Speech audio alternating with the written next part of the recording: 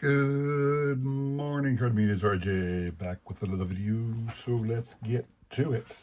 Today's random Mike Schmidt item of the day. I'm trying to find the year printed in this thing before I show it off to you.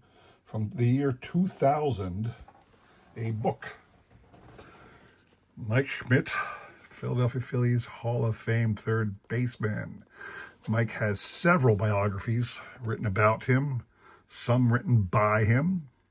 I think I have about 6 or 7 in my collection that are just biographies. I have several books about the Phillies where he is prominently featured on the cover. This one here was a library surplus. In fact, I got this. Well, I didn't get this. I bought it used somewhere, but someone else got it from the library at Carnegie Mellon University.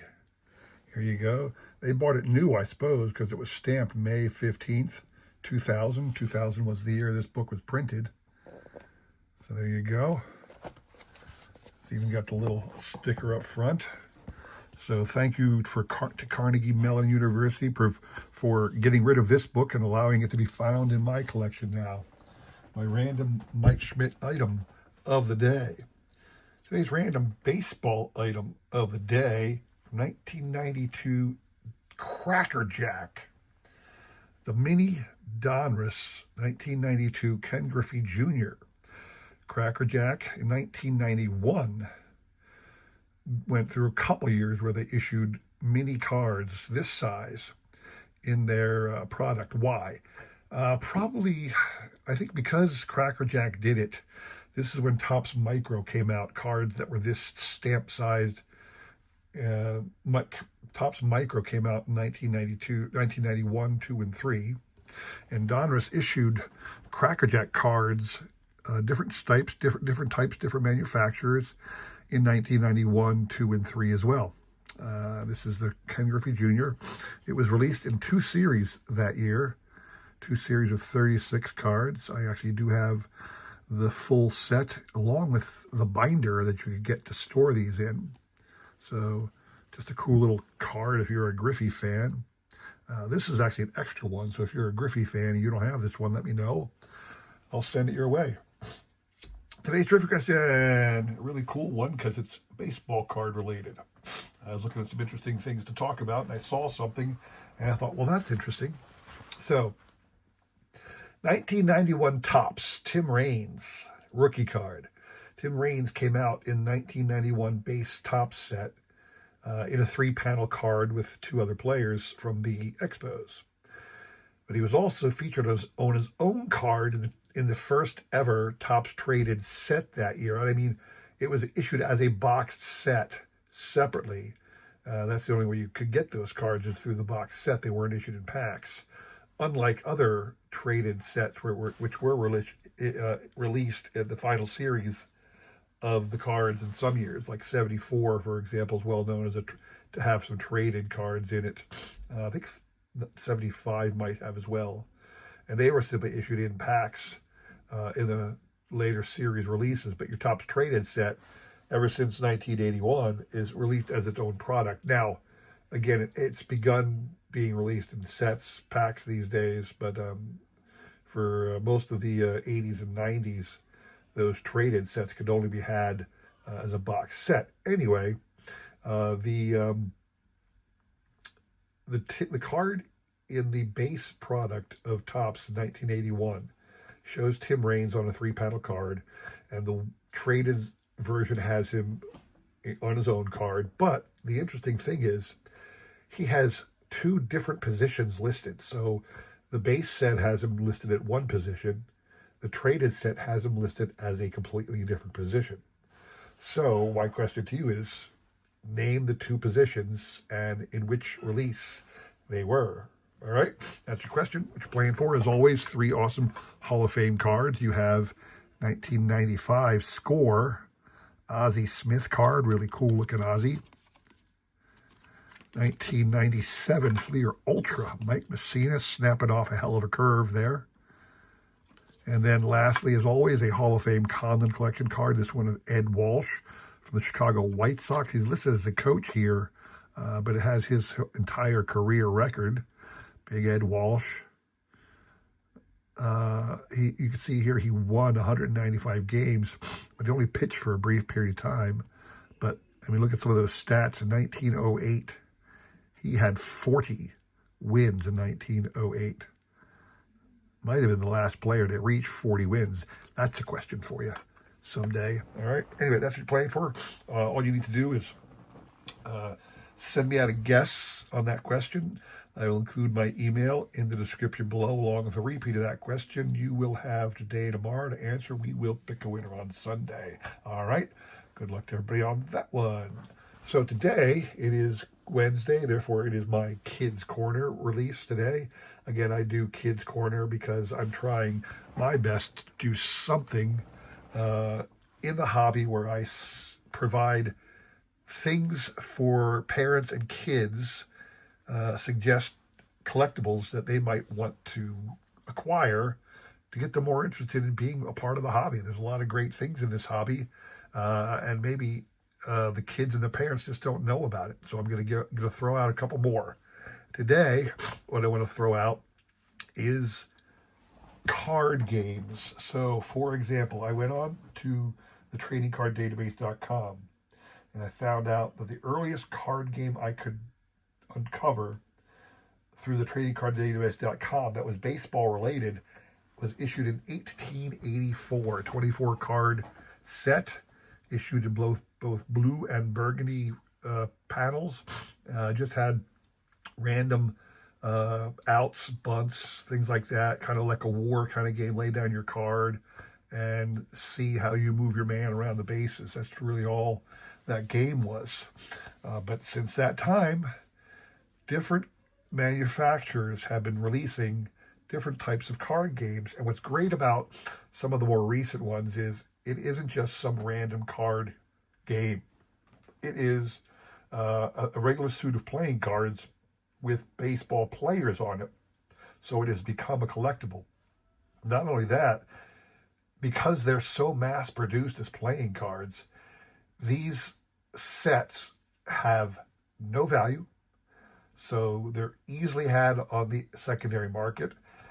Even many, many, many, many years after they were produced, you can still get these really inexpensive. But let's take some time to look at some of the more elderly releases that baseball card companies have been making.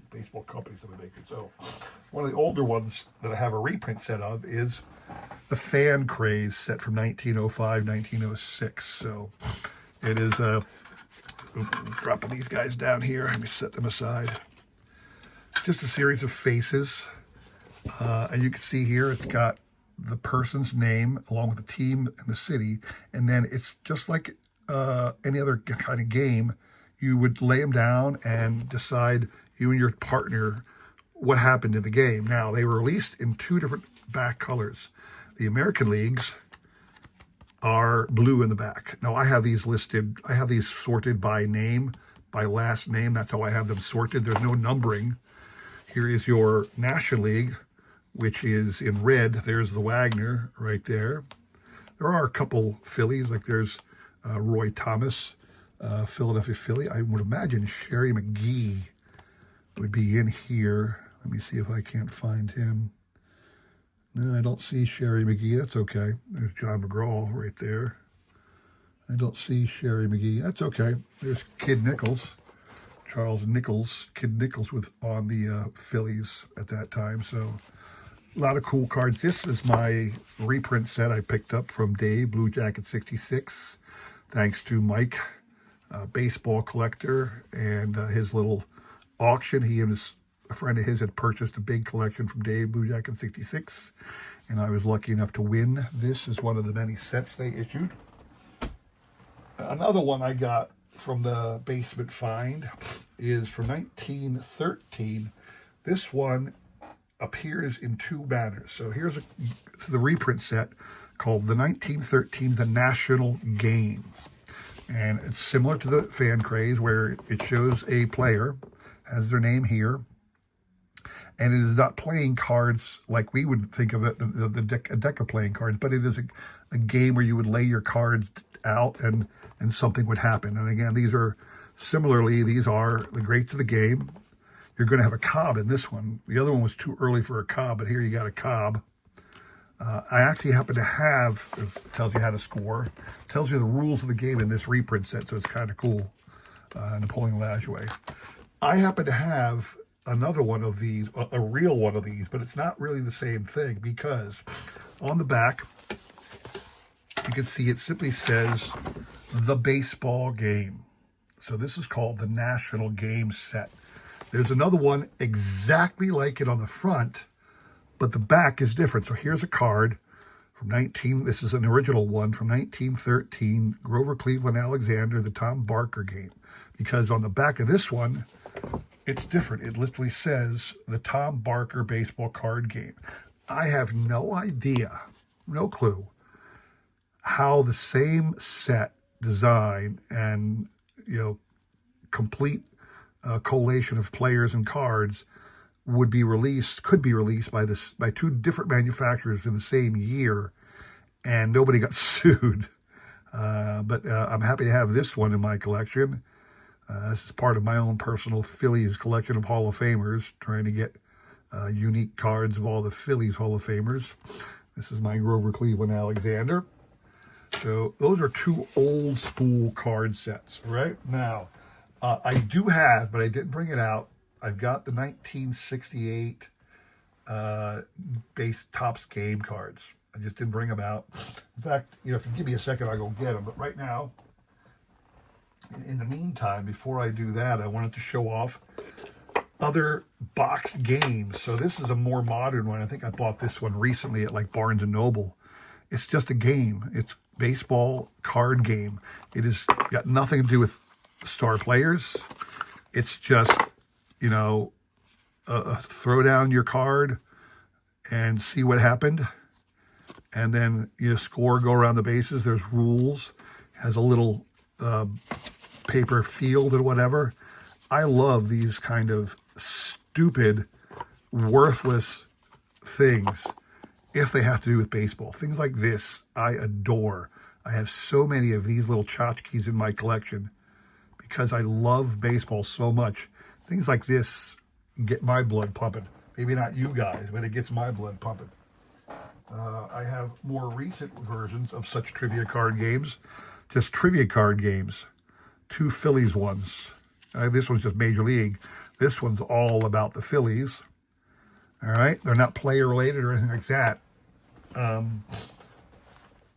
What you did have then, again, you had a couple card games. The 68 Topps game card. I have the whole set. I just didn't bother to go grab that. I should probably do that. Let me go. Give me 2 seconds. I'll keep talking as I'm going over to get it. If you can hear me. I don't know why I didn't think to bring this over when I first was setting up. I don't know why I didn't think about busting off this one when I was gathering different games to show off. But the Topps game cards, I believe these were issued in their own packs. I don't think they were randomly inserted, but don't quote me on that. I'm not a scholar. So here you go. This is the entire set of 1968 Topps game cards. And again, it would be played just by laying it down. You and your friend, you'd divide them in two, shuffle them up, and you'd play.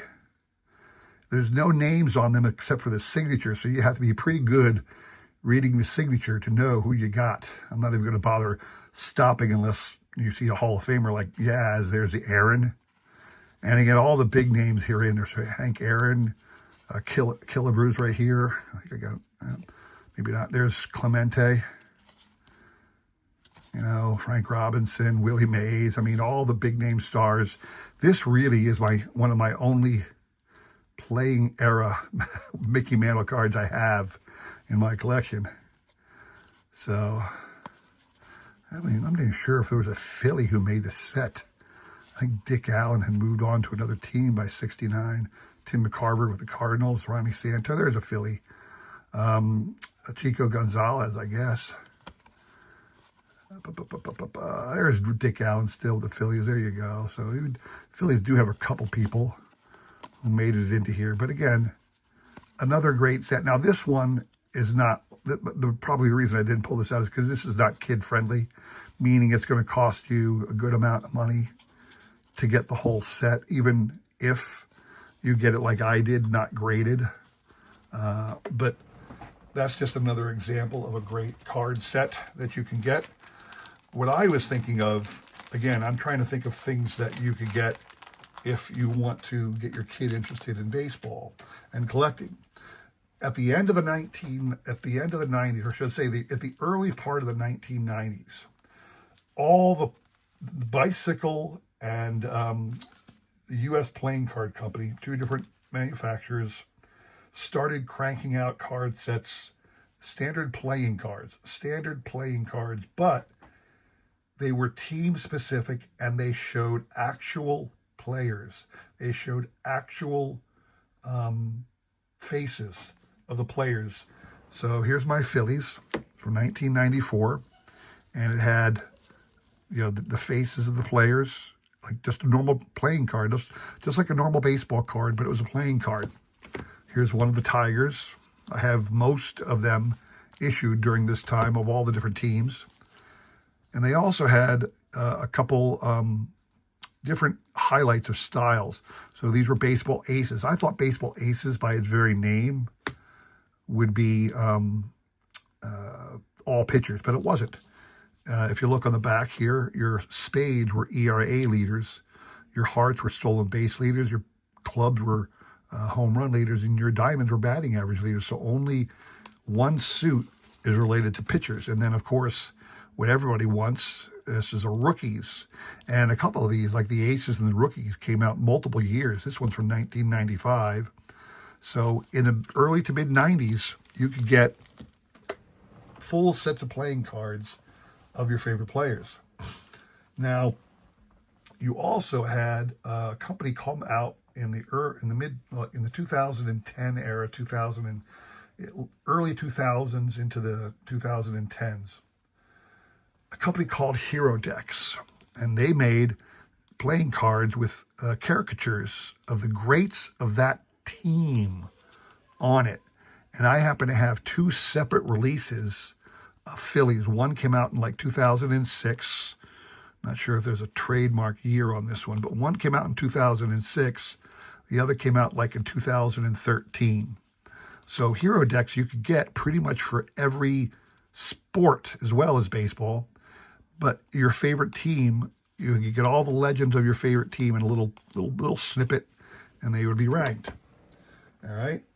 Now, in addition to that, what I find all the time are awesome tribute card sets. So there's a great game, the Baseball Legends card game. I thought there was a copyright date on this here. In 1991, this one came out. Now, it's a little disappointing in this one. Is like every one of the great players, there's like 13 or 14 greats of the game, but each one covers the same. King would be the Cy Young card, but every suit that's a king, it's Cy Young. So whatever card it was Babe Ruth, they're all Babe Ruth. So here are the eight. So Ty Cobb got all the aces. Ruth got all the twos, and so forth. You got your Gehrig as your 3. Hank Aaron, you got your 4. Satchel Paige got the 5. Some of these are really bad images, though. I remember there were a couple. I was like, really? That's supposed to be this guy? Jimmy Fox got your 6. Right there. That's like one of the worst pictures I've ever seen in my life. That's supposed to be Rogers Hornsby. That is terrible. Terrible. There's Musial on the 8. Walter Johnson got the 9. Honus Wagner got the 10. The Jack is Roberto Clemente. Should be Jackie Robinson, if you think about it. The Queen is Christy Mathewson. Again, that doesn't look like Christy Mathewson at all. And then your King is Cy Young. It's interesting that he's the king there. Oh, he was the king, yeah. But the king is Cy Young. Even that doesn't look really like Cy Young at all. But this is what the back looked like. Again, these were just for playing. It's a card game. It is not, no, these are playing cards because, again, they did have the suits and everything.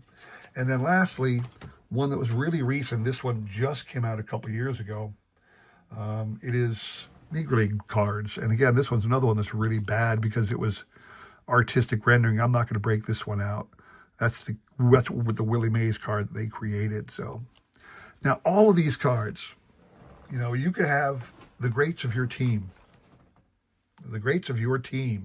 You can have legends of the game, Negro League players, all kinds of legends from the 1990s, all issued on playing cards, okay? What makes it unique is that even today, these are $5 packs. This guy is, what, 1991, 30 years old, $5. These, you can get these for like $1 in most places. Nobody wants them. But you're going to find a Griffey Jr. in half of these packs. Look at this one, the Baseball Aces. There's Griffey right there, front and center. Nolan Ryan's in half of these cards. I mean, for like $1 or $2, your kid can get some of the greatest names in the game. You know, your favorite teams, legends in any sport, if you get the hero decks. It's not worth a lot. But that's not the point. The point in getting people interested in the hobby is not to spend a lot of money to do it. It's to get them something that gets their bloods pumping and gets them interested in the hobby. And a simple $5, $1 spend where you can sit down with your kid and talk about these players is a really good investment if you want to get your kids interested. So that's what I'm here to pump today. Something to buy to get your kids interested in collecting baseball cards and baseball memorabilia. Think about team-related playing cards, baseball card games, all right? That's all I have for you today. I hope you enjoyed that. If you did, come back again on Friday, because Friday we got one more great thing to show you with some great trivia and prizes, all right? Thanks for stopping by. Hope to see you again soon. Take care.